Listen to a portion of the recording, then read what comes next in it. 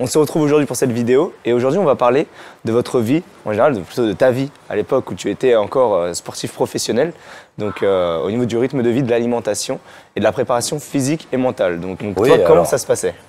Alors déjà j'ai pris ma retraite sportive il y a 5 ans maintenant, donc c'est un rythme de vie complètement différent, mais il faut savoir quand on est nageur de haut niveau, c'est un réveil très tôt le matin, c'est 6h30, un bon petit déjeuner pour avant d'enquiller 2 heures d'entraînement dans l'eau, donc il faut être de 7h30 à 9h30 dans l'eau. Après il y a un travail à sec on appelle ça, c'est-à-dire préparation physique, muscu ou PPG.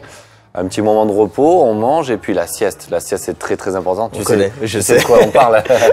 En tant que sportif, on connaît. Non, petite sieste après l'après-midi avant de repartir à l'entraînement, 3h30, 5h30, 6h et après voilà le soir repos et ça c'était vraiment une journée type. Et du coup petit déjeuner, tu dis un bon petit déjeuner, ça veut dire quoi pour toi un bon petit déjeuner? On a droit à tout, le tout c'est de ne pas en abuser, donc sur l'alimentation il fallait vraiment varier. On peut dire que c'est 20% de notre performance l'alimentation, donc à partir de ça c'est con de manger n'importe quoi à côté si c'est pas cohérent avec ton projet, quoi. Et toi Steelback, au niveau de ta préparation physique? Donc ma journée type c'est je me lève à 9h, je vais aller à la salle de sport à peu près 1 heure le matin. Ensuite je m'entraîne jusqu'au prochain repas à midi.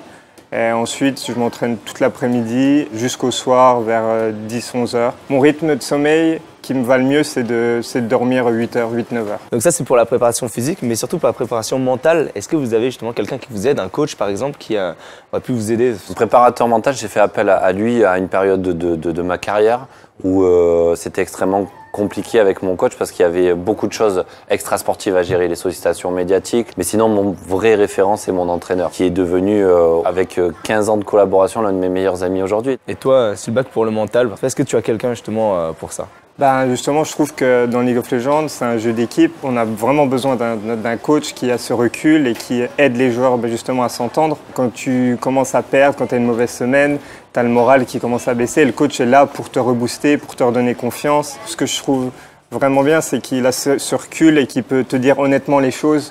Et c'est ça qui est beau à la fin, c'est qu'on travaille tous pour gagner et être les meilleurs. C'est vrai, surtout que dans League of Legends, c'est vrai que c'est un jeu qui demande quand même une certaine cohésion d'équipe. Ouais. Et c'est vrai que parfois il peut y avoir des joueurs qui peuvent ne pas être d'accord les uns entre les autres. Ouais. Et il faut quand même cet extérieur, comme tu le dis. Exactement. Ouais.